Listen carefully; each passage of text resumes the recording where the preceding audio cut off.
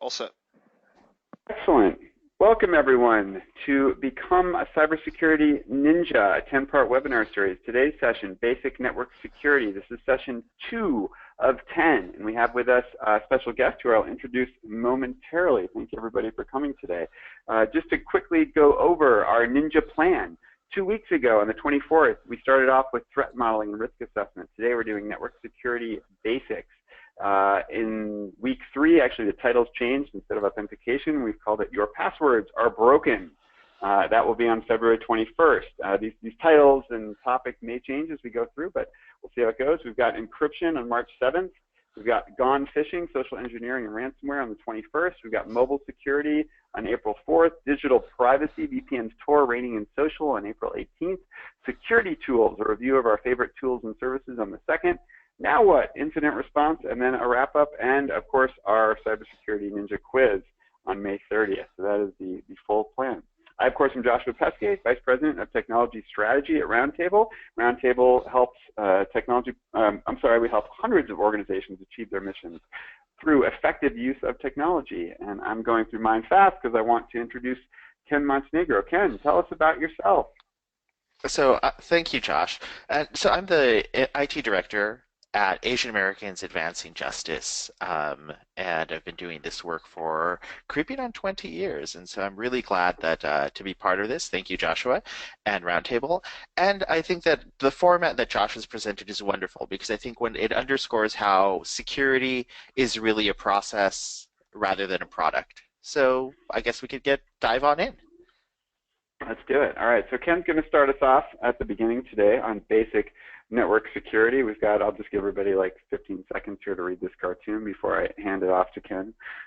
This is not what we're trying to achieve, right? I joke a lot of times that there's always a balance, or not joke, but I kind of point out to people that there's a balance between security and convenience. And generally, although not always, when you increase security, you decrease convenience.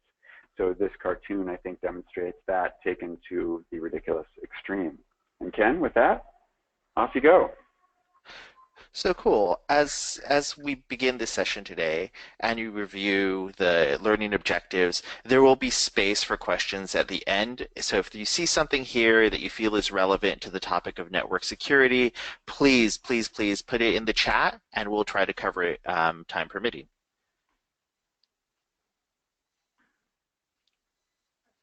Do you want the next slide, Ken? Slide, yep.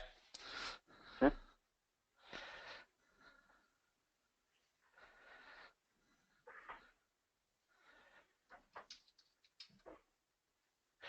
So you're going to be seeing a poll right now, and we'd love to see your response to these questions, or this question.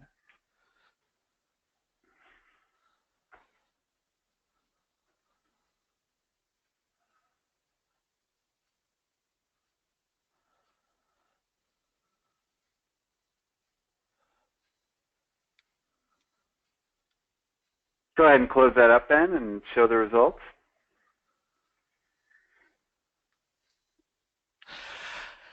Awesome. This is actually really promising to see that so many folks are within the upper hand of the response rate for this. And there are reasons that we could dive into really deeply. Here's the short version of it. The 40%, you know that the firmware exists, so that's always a good thing. Actually, to think about it through the 60% that responded. And the 30% that knows, awesome, kind of good, and we'll get into that in a short bit.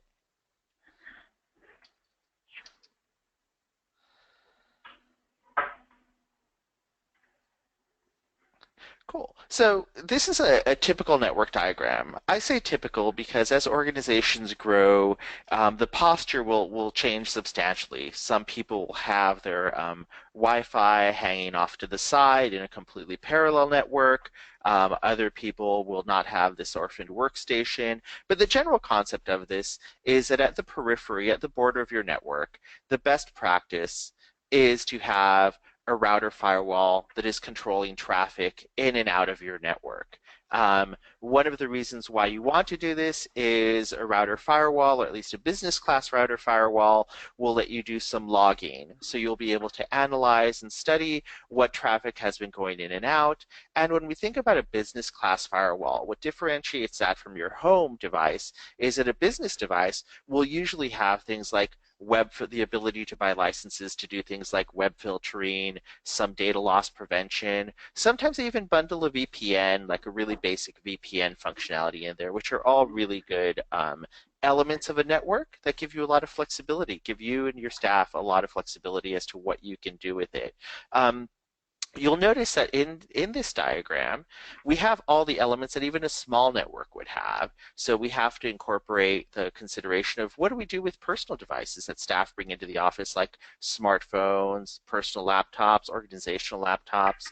We also have to think about storage as one of the factors that we'll hopefully be diving into time permitting. Like what are the elements that a server could be running, and how is that part of a network architecture?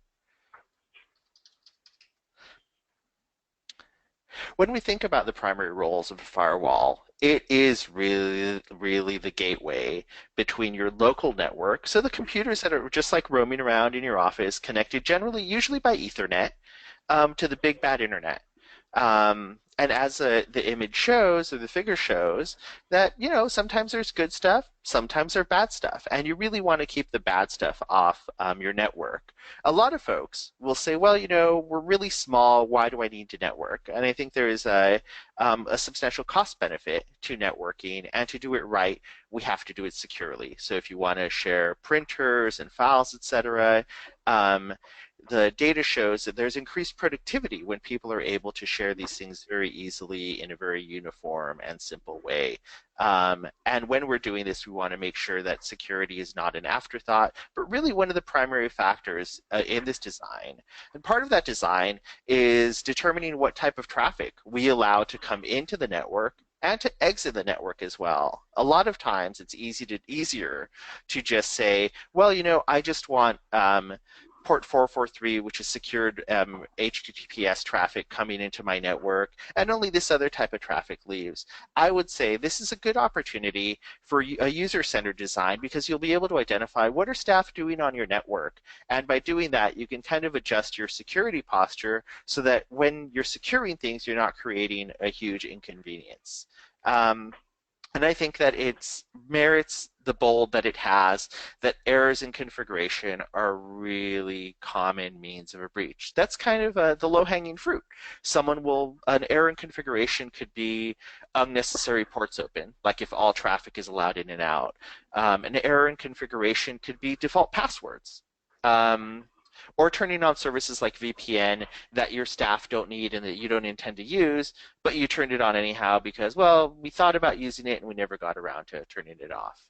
Um, and so going back to the consideration of auditing, where the scanning of inbound and outbound traffic um, is one good way to identify, is something fishy going on the network. So if you have a computer that is a very loud talker, like generating a lot of traffic, it could be someone who just loves their cat videos. Or it could be a machine that is part of a botnet, so that is under the command and control of a foreign computer doing something else. So as I said earlier when we were looking at the larger diagram, an additional role of a firewall is it could do content filtering. What that means is that, let's say, in an environment, depending on the firewall, once again, these are very contingent on how the manufacturer implements it, you can buy a license to do content filtering, which says certain people, like let's say in our office, interns cannot click through to adult web content. Staff, I'm lucky enough to work at a legal aid, so if our family law unit needs to click through to what is classified as adult content, they get a splash page that says, are you sure? And they say, like, hell yeah, and they're through and they get to the content they need to do their work. For interns, we try to be a little bit more protective of them because we don't have that degree of trust and sophistication and direct supervision that, like, let's say a staff person does. And so that would be what content filtering does. There are many ways to do content filtering, so sometimes that's built into the firewall as an additional feature. You could also do that using DNS, which Cisco bought OpenDNS, which has a product called Umbrella, but there's also the free version, which is just OpenDNS. So there are many ways to do kind of content filtering and seeing it and using it as threat mitigation. As I said earlier as well, a lot of firewalls and routers come with VPN functionality. And the reason why a VPN is very valuable, and I'll use our use case scenario at Advancing Justice, our legal case management system lives on our physical network. If an employee um, is doing work at a legal clinic, they have a hotspot. They launch the hotspot, open their laptop, and connect to our office through the VPN, and they have to enter a username and password, and they have to use a second factor to authenticate, which will be covered in the next session. And so we know that our data is not outside, generally speaking, or to the best of our knowledge, outside of our dominion and control. And a VPN allows us to do that. An additional role is bandwidth allocation and throttling. Usually that's meant for things like quality of service. So if you have a voice over IP system, your firewall will usually have a setting that'll say, hey, I want to prioritize X type of traffic. That's awesome. It really, really improves the user experience so that the person watching the goat videos or the cat videos isn't stealing bandwidth, or taking bandwidth is a better way of putting it, isn't taking bandwidth from a more priority and unforgiving application like voice over internet protocol. The other thing that you can do, and what we do, is we have a backup connection. The backup connection is a lower quality connection. So we have our main fiber connection, and we have the backup connection. We put things like Spotify, Pandora, ESPN. We throw all of those kind of more entertainment type of functions onto our backup connection. So we can say, okay, our main big fat connection is really for hardcore, we think you're working type of functions. The backup connection is for more recreational functions, which we will generally allow in our office. But it's important to have that control and that granularity so that you can control the user experience. When we're talking about controlling user experience, we can't do that without network monitoring. Network monitoring is one of those critical aspects where we need to know what devices are up, what devices are down, what devices have access, what devices don't have access. Without that, we really don't have, I would dare say, that you don't have a fully functional network unless you know what's happening on that network.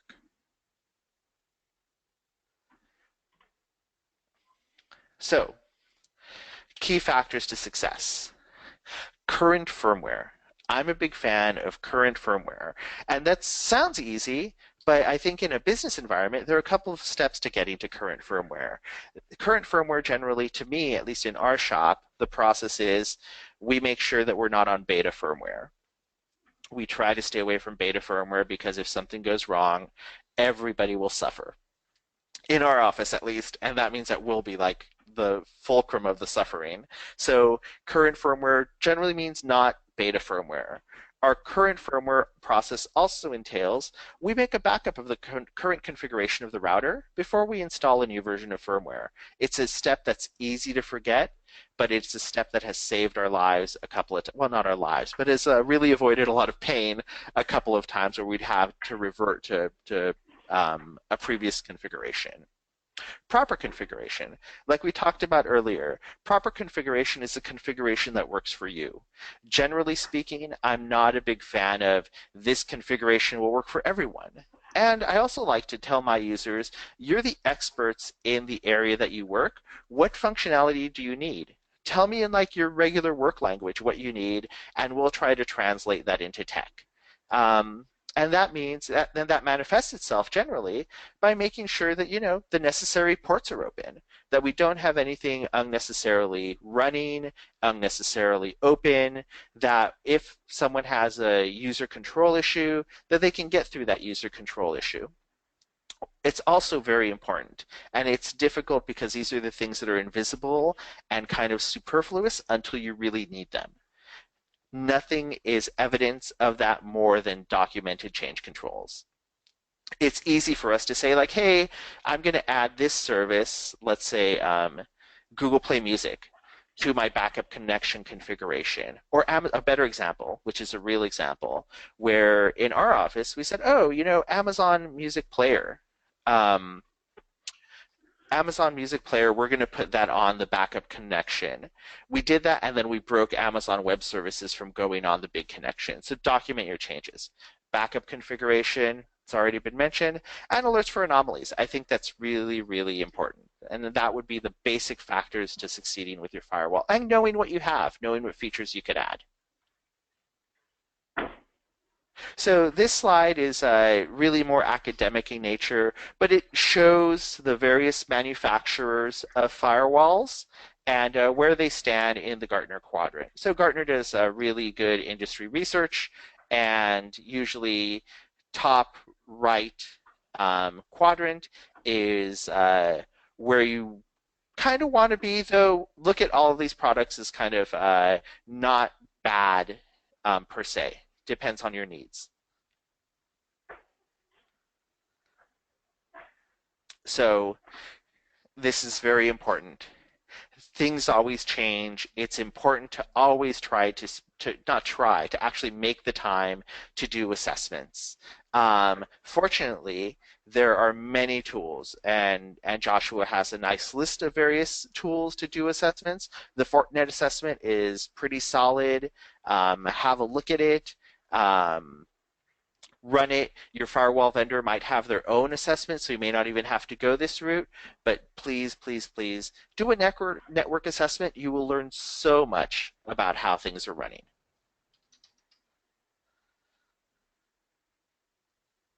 All right, so Ben, throw up the next poll, and we're gonna shift into wireless. We wanted to ask everybody very quickly, how confident are you that your organization's Wi-Fi or wireless networking within your office is set up securely? And we'll ask everybody to let us know whether you're very confident.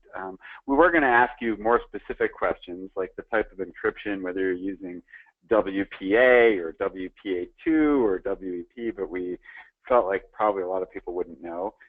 So we'll just leave the poll open for another couple of seconds, see if anybody else gets in. We're missing a good number of votes here. Here comes everybody. Great. And go ahead and close that up, and let's take a look at the responses. So everybody does seem to have Wi-Fi. So no one here does not have Wi-Fi, and no one who doesn't know what it is. So that's good. So we've got that tells me that the audience is fully savvy, which is great. Not a ton of people very confident that the Wi-Fi is set up securely, although almost 60% of you are somewhat confident. That's good. All right, let's close that up then. All right, so Wi-Fi basics, okay? So let's start very quickly with your SSID, which is a service set identifier. Not that anyone cares. I didn't even know what it meant. I heard the term SSID for 20 years, but I didn't know what it stood for until I looked it up for this webinar. And that's the name of your wireless network. And one thing a lot of people don't know is it can be hidden. And that's a quick way to kind of add a nice layer of security to your wireless network, is to actually hide the name of it. It makes it significantly harder for people to connect to it because they have to know how to add a wireless network by name, but it is a good little security thing that very few people do. It is good practice to segment your network into public and private zones. So you might have a private wireless that actually allows access to your LAN. So people can access maybe your file server, maybe printers, other things. And then you'll have a public that's for guests to come in, that's internet only, and again, might be throttled, right? So you might throttle for that segment. For encryption, and I put the picture here because I want to be really clear about this. You have all these different options for encryption. WPA2 AES encryption is considered the most secure that is available on most devices. So if you have that choice, that is your best choice for encryption. And I can't say it any more clearly than that. Mesh networking. So what does mesh networking mean? I've seen a lot of organizations where they have a wireless access point and it's not covering, so then they buy a second wireless access point and put it in a different place, and they maybe have two different SSIDs because they're two different access points. So they, when you're in one part of the office, you connect to one wireless access point, and then when you move to the other, you have to connect to that other wireless access point when you lose access. Or maybe they give them the same name, but they're not actually connected, so there's not a kind of seamless handoff among the wireless access points. So what mesh networking means is you actually buy a bunch of wireless access points that are all part, from the same manufacturer that are designed to all work together. And Google recently released a new thing for home Wi-Fi, and if you look at like Google Home Wireless, they have 3 of them. And the idea is you spread those 3 things out around your home, and now you have really good wireless mesh networking around your home. Other Ubiquiti are the ones that Roundtable generally recommends to clients. I'm not a reseller of that or anything, so it doesn't matter to me, but we really like the Ubiquiti packs. But don't be stingy with the wireless access points, with the WAPs. All right, so they tend to cost somewhere between $75 and $150 a pop. And if you have a big office, just add additional ones, but make sure that you're doing mesh networking. It makes it so much easier. Then you can just walk around, and the little access points will just seamlessly hand off your computer from one to the next, so you have good coverage without ever having to think about it. Key success factors for office Wi-Fi. All right, again, current firmware. You'll notice that coming up. By the way, there's a number of different reports out, a number of different webinars that I've attended from different security folks where they're like incident response teams, and they do summaries of like, here's all the causes that we found behind breaches, and out-of-date firmware, unpatched systems, and misconfigured systems is pretty much everything. Phishing and those kinds of things, which will come up in the security awareness, is another way. But often those things can't be successful unless there are things that are out of date. So this firmware thing is super, super important. Okay, WPA2 AES encryption, public and private segments to your wireless network, and then sufficient coverage for a mesh network. And Java wants to update, speaking of update firmware, Java wants to update my computer right now, which is great. All right, another quick poll. Before we jump into the next session, when did your organization last perform a vulnerability scan? This Fortinet kind of, threat assessment that they do, or Checkpoint, or lots of other providers, is a way of kind of doing a quick vulnerability scan. You can, and we'll get into these in a little bit, but I'm curious to see what people are, so go ahead and please do vote on this. Let us know, when did your organization last perform a vulnerability scan? If you don't know what that is, we're going to talk about it in a little bit, but if you don't have any idea what a vulnerability scan is, probably you haven't had one. So Ben, let's go ahead and close that up and show everybody the results. And this is about what I expected, that there's not a lot of this going on. We do have a couple of folks that are doing these in the past 3 months, and no one that has ongoing vulnerability scanning happening, it looks like, as a surface. Let's go ahead and hide that, Ben. And let's talk about what vulnerability scanning is. All right, so there's 2 different essentially places you can scan. You scan your local network, right? We talked about how the firewall separates your LAN, or your local network, from your WAN, which is usually the internet. All right, so we can scan from the WAN side and basically see if there are open ports on your firewall, if there are misconfigurations on your firewall, if your firewall is out-of-date firmware. There's things we can look at from the WAN side, all right, that can typically tell us if there's problems there. And then on the LAN side, your internal network, all right, that requires generally someone, putting a little appliance or installing a piece of software on some computer or attaching it to your LAN, and that will collect data usually for a week or so, and then that will produce a report of vulnerabilities, okay? And the LAN side ones will typically produce, especially if you've not done this and you have a large local network with lots of computers and servers and endpoints and printers, they will find a lot of stuff. And you're going to want help sort of prioritizing which of those findings to address, but I'll kind of show you. So this is a kind of sample WAN vulnerability scan report. This is from TrustWave, and depending on how big your computer is. But basically, it's just identifying on a particular IP address, all right, which is 10.70.30.12. So that's a WAN IP address. That's someone's network, right? And we're looking at it, and we found these various vulnerabilities, which then are given a sort of severity rank. And if you click on one, you can see we've clicked on the TCP state manipulation denial of service, and it kind of walks you through basically the problem and what to do about it. The first time you do this, if you haven't done this in a while, it's a ton of work. I do this with lots of organizations, and the first time we go through it, we might find like 20 different things that we have to go fix on the firewall. Once you get through them all and you fix them all, then you just keep running the scans, and typically you'll just have 1 or 2 findings, every quarter, every 6 months, or when you rerun the scans. All right, here's a LAN vulnerability scan report, and this is from Checkpoint's free security check, and there's a link in the resources to have this done, and you can see we found all kinds of stuff. This is 1 page, by the way. I'm including links to the sample reports as well. This is just 1 page of what I think winds up being a 30 or 40 page report that you get from these. So again, they're free, but they give you a lot to look at, okay? So something to think about. We're going to talk just very briefly, because we're running up against time, about antivirus.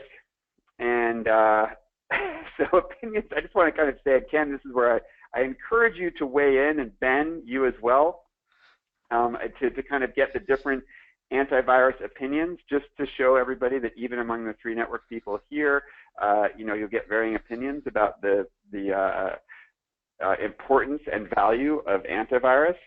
However, this is Roundtable's official position, which we've had to develop because we get asked this question multiple times a day, right? We still strongly recommend for Windows endpoints, including servers, that they run some kind of antivirus product. We do not believe that Macs need to run an antivirus product. We are okay with our clients not having antivirus on their Mac computers. And if they want to use it, we typically recommend a free product called Sophos, which we like. On Chromebooks, which increasingly people are using, again, no need for antivirus, in our opinion. All right. And then the last thing we'll say is that for the Windows endpoints, or if you're going to have antivirus for Macs as well, managed solutions are better than unmanaged. What does that mean? So you can install Microsoft's free Security Essentials. You can download free, Avast Home or Malwarebytes or things like that. But those are not managed solutions, meaning they're just individually installed on individual computers, and there's no ability to know if they're up to date. There's no way to send alerts to some sort of central communication if there's malware detected on a system.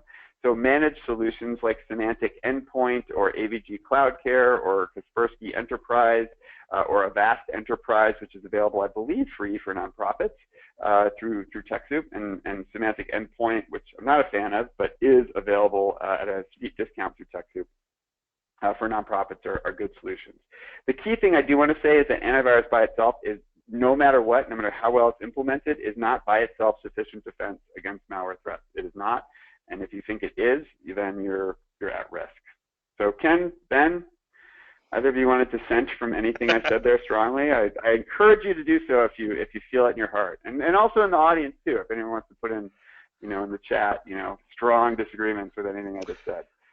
I can give a slight bit more context to the Mac question. For years now, the opinion has been, you don't need any kind of antivirus on Macs, and that's generally been true. However, that is Apple's official policy. That is right? Apple's official policy. Yes. Right. Unfortunately, under that, you do still and you should always maintain a good, secure password for your administrator accounts, like you would on any other Windows, Mac, Linux, doesn't matter. Because although Macs are less susceptible to malware and web-based viruses, if something does get on your machine and you are an administrator and do not have a strong password, and they can basically craft a screen that says, please just enter your password for this, this Flash update or this Java update. It's basically like there was no protection. So yes, it is optional, but it is optional when also used in conjunction with a good, strong password and normal administrator lockdowns on your Mac. So that's, which, by the way, is our webinar in 2 weeks. Perfect. Passwords. Yes. So we'll talk about that. You could not have set us up any better, Ben. Yeah. So question quickly, how do we get the free vulnerability scan from Fortinet? There is a direct link in the resources. We'll get there. Ken, did you have anything you wanted to throw in there? And thank you for that, by the way, Ben. Yeah, that was pretty solid, Ben. But let me add and kind of go in a different direction. So at Advancing Justice, we've been using Sophos antivirus for more than 10 years. What's cool about Sophos is Sophos has a free product for Windows and Mac that just anyone can download. Since we are an organization that needs a managed solution, and just diving into managed solutions for a quick second, building up on what Joshua has already shared. For us, a managed solution is very important because we need to be able to deploy it, update it, and monitor it without having to go to every single computer.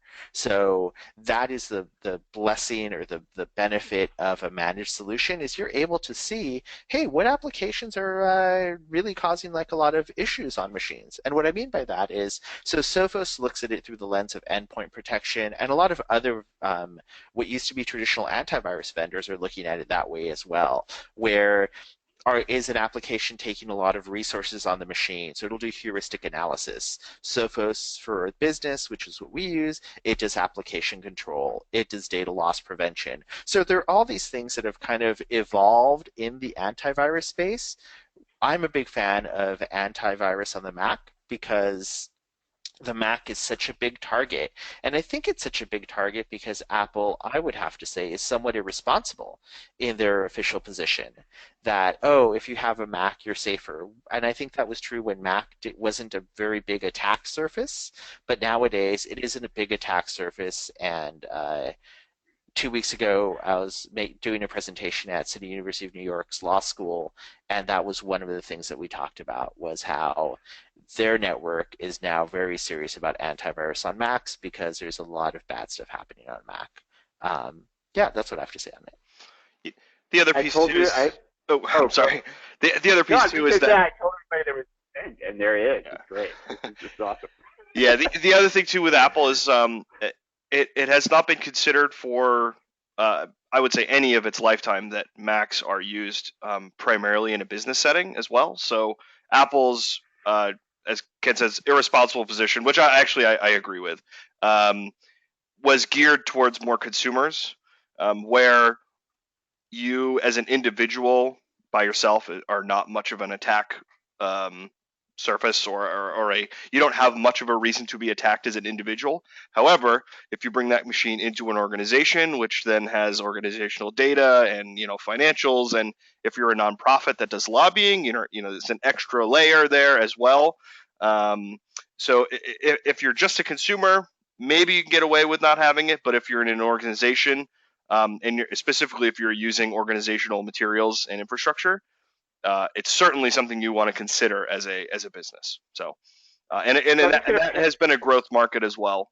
More companies are actually deploying Mac antivirus as well. So I'm just going to paraphrase what you guys said to summarize it as saying that basically Apple's position is irresponsible, and their position can roughly be described as they don't care if freelance graphic designers have their systems hacked with malware. Is that a reasonable summation of what you guys are saying? I think it is. All right, so we're going to go on just because we in a cynical view, yes. Yeah. So what's your biggest challenge on network security? Then we're going to wrap up for questions. All right. So what is your biggest challenge around network security? Ben, if you could go ahead and launch that poll up. All right. Is it? And by the way, I go to webinar only lets you put in 5 options here. So I'm hoping that people will mostly be putting stuff into the questions box. So you can pick malware protection, firewall configuration, wireless configuration and support, monitoring alerts. These are things we've talked about today. But if none of those things are your biggest challenges, then please enter into the questions field. What are your biggest challenges around network security? So we can maybe talk about those a little bit, and we'll show you the resources. We'll talk about the next session, and then we'll take it from there. So we have Pete here saying monitoring and alerts. And I do think that is, for a lot of people, a big challenge. We have Destiny, I think referring to Shadow IT, which is humans bypassing security through various means. These are all really good questions. I'm going to go ahead and clear some of these. Hang on a second so we have room to see all these. Good stuff. All right, Ben, you can go ahead and close that up and share the results. So malware protection, still number 1, interesting. So biggest challenge is malware protection, firewall configuration. Wireless, people seem to be pretty on top of. Monitoring alerts, a big one, and then a bunch of folks are entering stuff in. for the chat. Thank you, everybody. This is super helpful information. So here's the resources we talked about. So I think I was Beth who asked the question where these are. So there's links to the sample land vulnerability report for Checkpoint, the sample security checkup report from Checkpoint. So those are just PDFs to show you what the report looks like. An article called "Is Antivirus Really Dead?" that just came out on February 3rd in response to one of Firefox's leading engineers basically saying antivirus is dead. Given that Kaspersky is an antivirus company or malware protection company, and you know, they have a particular take on it. But anyway, the sign up, Beth, you asked for that. That's for Checkpoint. I think if you Google Fortinet free security checkup or cyber, I think it's oh, I'm sorry, I have the link right there. Look at that, I'm so good. Fortinet free cyber threat assessment. So those are the two free ones that I can recommend. I've done work with both those organizations, Checkpoint and Fortinet, and I'm comfortable with their products and their reports. So I appreciate that. And next session, passwords, password managers, two-factor authentication with guest Keith Berner of Freedom House. I want to thank Ken Montenegro for being with us today. And thank you so much, Ken. And thank you, Ben Gardner, for helping with the webinar today and giving us your thoughts about antivirus. And thanks for the little antivirus free-for-all at the end. And we'll stick around for a little bit. I don't know, Ken, how long you can stick around for, but I'll be here for at least 5 or 10 more minutes for questions. And we've got a couple in here. So let's see. All right, one question. So 17-person works in a co-working space where each floor is on a specific Wi-Fi that does have a password, but it's not unless they're looking for tips on how to maintain as much security as we can, being looped into what's essentially a semi-open network. So I certainly have a clear idea of how I would do that. Ken, do you want to answer that, or do you want me to take that on? Or Ben, do you want to? Go ahead. Fire away. I want to hear your answer on this one. So first of all, a lot of what you can do about being secure when you're dealing with a shared wireless network, right, is first option would be to see if there's an option to have your own network, right? A lot of co-working spaces will actually sometimes let you put in your own firewall and then set up your own wireless networking for your staff. So if they'll let you do that, that is an option. And then you're separate from that whole group. So that's number one. Number two is probably a bit harder because it requires, you know, a larger organizational change. And I think you said you're a 17-person organization. And that would be training, you know, making sure that all, you know, basically all the things that we're going to talk about in the rest of these sessions, which is everybody's using two-factor authentication, they're using strong passwords, they're always encrypting sensitive information before it's in transit and when it's at rest. There's a lot of things that may sound like a little gobbledygook because we haven't gotten through the rest of those sessions yet, but all of those practices in place would mitigate a lot of the risk of being on a shared network. The other thing that you can have people do is to use a VPN. So they connect to the wireless network and then immediately fire up a VPN, and then they're doing everything through the VPN. So I would say that that's probably what I would say is the second easiest solution. So number one would be if the co-working space will let you, put in your own firewall and wireless and use that. If they won't let you do that, then have all your staff use a VPN. And if that doesn't appeal to you, then option three, which is just all security practices being very strong. So Ken, that's my response. Do you have anything to add or protest about that? I would go with the inverse, but I think those are like really solid practices where I would suggest the VPN first because I think the VPN solution also inspires a culture shift. So it inspires staff, especially when we're talking about people who are co-working. That means that they are working not only at a co-working space, they're working from home, they're working from coffee shops, or is in a formal office, where I think if the VPN solution is the primary recommended and kind of like the policy-driven solution, then it helps that practice trickle out. It reinforces that practice. And of course, like Joshua said, that VPN kind of builds upon practices that are going to be discussed in the next session, which is secure passwords, two-factor authentication, et cetera, et cetera, et cetera. And the other reason why I would put the VPN first before the other good suggestion is because it's less stuff you have to own and kind of be custodian of. So like, oh, now you have to update the firmware on your router if you have a router, as opposed to the beauty of a co-working space is you just roll in, fire up, and you're ready to go. So yeah, so I would put VPN first and then build your own network second. I'm going to tell you why I agree totally with you, Ken, and I'm going to change my answer. If am I allowed to do that? And I'm going to put VPN first as well, which is that because if you implement that practice and your staff get used to doing that, then that benefits them just as much everywhere else they go. So it helps them not only when they're in the co-working space, but when they're at the Starbucks or when they're at their home or when they're at the airport or when they're in the hotel, because that practice of just booting it up, connecting to Wi-Fi, and opening the VPNs first thing helps them in all those different scenarios. So I'm going to change my answer, VPN first. Thank you, Ken. This is why it's good to have multiple people here. All right. And that appears, let's see, Ben Chin has a question for security for personal devices from home. Ben, do you have, so that was actually, I'm sorry, that was your biggest concern in terms of your areas. Did you have a question around that, about how to secure personal devices from home, or practice for doing that, or just saying that's your biggest challenge if you're still here? Otherwise, I think we have handled all the questions. And I think we'll wrap up. Well, thank you so much, everybody, for attending. Thanks again so much to Ken. Oh, wait, Ben's here. Oh, biggest challenge. Okay, great. All right. Thank you, Ken. Thank you, Ben Gardner, for being here. Thank you, everybody, for your questions. And hopefully we'll see you back in 2 weeks for Your Passwords Are Broken, how to fix them. All right. Thanks, everybody. Bye-bye.